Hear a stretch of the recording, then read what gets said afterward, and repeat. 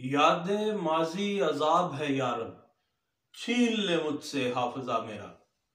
और अगर माजी को देखा जाए तो मियां मोहम्मद नवाज शरीफ साहब की एक परसेप्शन ये है पब्लिकली और खास तौर पे मुतारिफ जो सियासी जमातें हैं और जो सियासी पंडित हैं, वो यही उनके यहाँ परसेप्शन पाया जाता है कि मियां मोहम्मद नवाज शरीफ साहब की इस्टेब्लिशमेंट से और किसी भी आर्मी चीफ से कभी भी नहीं बनी। और अब ये तमाम मकातबे फिक्र हैं जो सियासी गुलाम गर्दिशों के, वो ये सोचने पे मजबूर हैं और ये चहमगोइयां हो रही हैं कि अब इस्टेब्लिशमेंट के साथ डील के तहत मियां मोहम्मद नवाज शरीफ आए हैं, या कि अब इस्टेब्लिशमेंट के साथ मियां मोहम्मद नवाज शरीफ की आया के बनेगी या नहीं बनेगी। मगर अब इसका इस तनाजुर में इसका कोई भी एनालिसिस करने से पहले हमें देखना ये होगा कि आज की नून लीग और मियां मोहम्मद नवाज शरीफ साहब क्या कह रहे हैं। और वो तो जो कह रहे हैं वो जलसे में भी आकर के उन्होंने एक मलीह अंदाज में बात की। और अब आज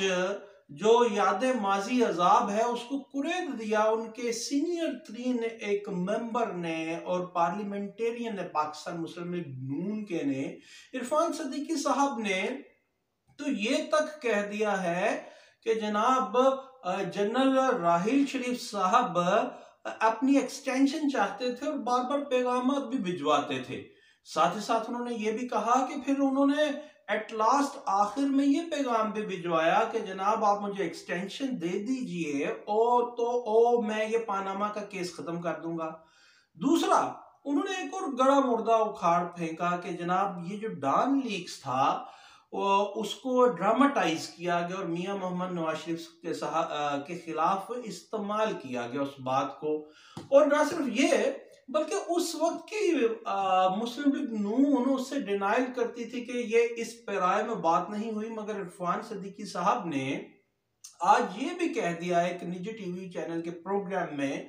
कि जनाब ये बातें हुई थी नॉन स्टेट एक्टर्स की और मुंबई हमलों की, इसमें गलत बात क्या है। अब ये बहस एक अलहदा है कि इस पे एस्टेब्लिशमेंट को खड़ा होना ही चाहिए था कि ये ऐसी प्रॉक्सी वार्स पूरी दुनिया में और ऐसे नॉन स्टेट एक्टर्स को खुद ब खुद डेवलप करते हैं पूरी दुनिया एक दूसरे के खिलाफ। तो यहाँ पे इन्होंने पाकिस्तान मुस्लिम लीग नून ने यूं क्यों किया और क्या एस्टेब्लिशमेंट को उस वक्त जो खड़ी हुई थी ठीक हुई थी या नहीं, ये एक दीगर बहस है। मगर बात ये है कि जो लोग, जो क्रिटिक्स, जो सियासी गुलाम गर्दिशों में जिंदा रहने वाले पंडित जुगादरी ये सोच रहे हैं कि अब इस्टेब्लिशमेंट से पाकिस्तान मुस्लिम लीग नून और मियां मोहम्मद नवाज शरीफ साहब की बनेगी या नहीं, वो इस बात को इस तनाजुर में भी देखें कि आज उनके एलाइज मियां मोहम्मद नवाज शरीफ साहब के क्या चीजें अनअर्थ कर रहे हैं। मगर उस वक्त पाकिस्तान मुस्लिम लीग नून इस बयानिए को किसी और तरीके से डॉन लीग्स के बयान करती थी। फिर साथ ही साथ इरफान सदीकी साहब ने यह भी अनअर्थ किया है कि जनरल राहिल शरीफ साहब को परवेज मुशर्रफ साहब का ट्रायल पे भी नाराजगी थी मियां मोहम्मद नवाज शरीफ साहब से। मगर मियां मोहम्मद नवाज शरीफ साहब ने तो हमेशा जनरल बाजवा, जनरल फैज हमीद का नाम लिया और बबांगिया दोहल लिया और जनरल राहिल शरीफ का तो लिया ही नहीं। तो आज ये गड़े मुर्दे जनरल राहिल शरीफ के कि जनाब उन्होंने ये ऑफर किया कि पानामा लीक्स सेटल डाउन हो जाएगा अगर आप मुझे एक्सटेंशन दे देंगे, तो इसका दूसरे मानों में मतलब तो ये हुआ कि ये जो पानामा स्कैंडल था इसको प्रोजेक्ट किया गया और उसकी प्रोजेक्शन में बकौल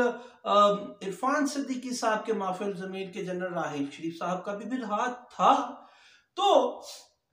अब आप देख लीजिए कि एस्टेब्लिशमेंट से मियां मोहम्मद नवाज शरीफ साहब की क्या बनेगी। मगर बात यह है कि जहां सुप्रीम कोर्ट ने एक चादर जो मुहीन सी चढ़ी हुई थी पाकिस्तान में आम इंतखाबात के ज़िमन में, वो कल उतार फेंकी है कि इंतखाबात अपने वक्त पर भी होंगे। इलेक्शन कमीशन ने शेड्यूल भी जारी कर दिया है। मगर ये बड़ी हैरानकुन बात है कि पाकिस्तान पीपल्स पार्टी भी लेवल प्लेइंग फील्ड का मुतालबा कर रही है, पाकिस्तान तहरीक इंसाफ भी कर रही है और MQM भी कर रही है, बल्कि पाकिस्तान तहरीक पाकिस्तान पीपल्स पार्टी के जो सीनियर रहनुमा है चौधरी मंजूर, उन्होंने तो ये भी कह दिया कि इदारे अपना काम करने के बजाय दूसरों के काम में टांग अड़ाते हैं और लेवल प्लेइंग फील्ड नहीं मिल रही। और अगर पीपल्स पार्टी ने भी कल को इस इलेक्शन पे सवाल उठा दिया तो फिर इसका क्या बनेगा। जहां पे सियासी जुगादरी मियां मोहम्मद नवाज शरीफ साहब की इस्टेब्लिशमेंट से हाथ मिला के पाकिस्तानी आमद और फिर उनके फाइनल फेट को इस्टेब्लिशमेंट से जो रोमांस वही नरेट कर रहे हैं ये सियासी जुगादरी, उसको देख रहे हैं कि कितना अरसा चलेगा। वहां पे ये भी एक अजब तमाशा मुल्क अजीज में लगा हुआ है कि दूसरी सियासी पार्टीज भी इदारों पे नुक्ताचीनी कर रही हैं। अब सवाल ये है कि सिर्फ ये ना देखा जाए कि मियां मोहम्मद नवाज शरीफ साहब की इस्टेब्लिशमेंट से बनेगी कि नहीं, है establishment free and fair election के हक में वो 100% है भी कि नहीं, जो ये सियासी लोग ही इबाम खेजी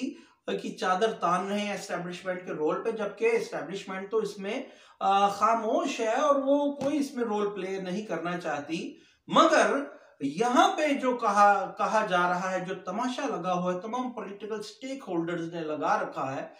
इसका फाइनल फेट भी देखने की जरूरत है कि एक तरफ आप एस्टेब्लिशमेंट को कहते हैं कि जनाब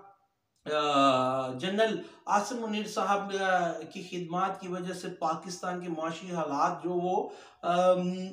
ये निगरान गवर्नमेंट के साथ मिलकर कर रहे हैं या उन्होंने जो पीडीएम गवर्नमेंट के साथ मिलकर की है वो पाकिस्तान को बहरानों से निकालने में वो काफी ममदू माउन साबित हो रहे हैं। दूसरी जानिब अब एस्टेब्लिशमेंट पे सवालात भी खड़े कर रहे हैं। और तीसरा अहम तरीन सवाल कि जिस जमात पे ये एक परसेप्शन बनाया जा रहा है तमाम सियासी जमातों की तरफ से कि वो एस्टेब्लिशमेंट से डील करके आई है, वही एस्टेब्लिशमेंट पे नुक्ताचीनियां कर रही है। और हद तो ये है कि जनरल राहिल शरीफ साहब के टेन्योर की भी बातें हो रही हैं। अब ये तमाम जो खिचड़ी पक रही है इसके पता नहीं क्या पसे पर्दा मुहर्रकात हैं, इससे क्या कोई फवायद हासिल करना चाहता है। मगर एक बात जरूर है,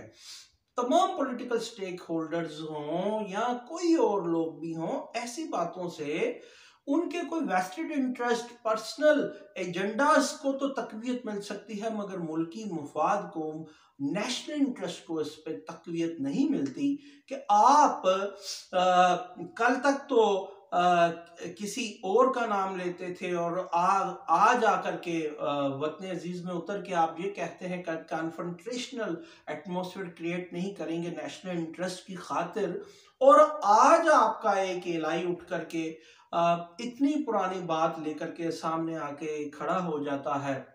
और वो ये कहता है कि जनरल राहिल शरीफ भी एक्सटेंशन चाहते थे, इसी वजह से पानामा की डील की ऑफर भी हुई थी मगर हमारे साथ ये ड्रामा किया गया। और तमाम दूसरे लोग ये सब कुछ जो कर रहे हैं, इसमें सच क्या है झूठ क्या है ये तो वक्त बता देगा। और तारीख एक बहुत ही जालिम उस्ताद है, बहुत ही जालिम तलवार है जो जरूर चलती है और गर्दने तमाम इन तनाजात की और इनको क्रिएट करने वालों की उड़ा दी जाती हैं। जैसा कि जुल्फकार अली भुट्टो के जनाब हैंगओवर को आज जुडिशल मर्डर जुडिशरी भी कहती है। तो आप ये खातिर जमा रखिए कि जो लोग भी ये कर रहे हैं ये भी वतन अजीज को डिस्टेबलाइज करने की एक सूरत अहवाल है कि ना पॉलिटिकल स्टेक होल्डर्स एक मतवाजन किस्म के स्टेटमेंट्स दे रहे हैं या लेवल प्लेइंग फील्ड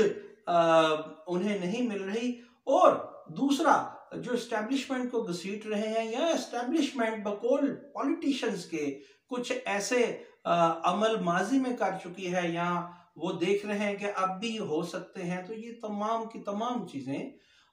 मुल्क के खिलाफ हैं। मुल्क है तो तमाम पॉलिटिकल स्टेक होल्डर्स है, मुल्क है तो तमाम मुक़द्दर हलके हैं, मुल्क है तो तमाम लोगों की इज्जत व वकार और जनाब सालमियत है।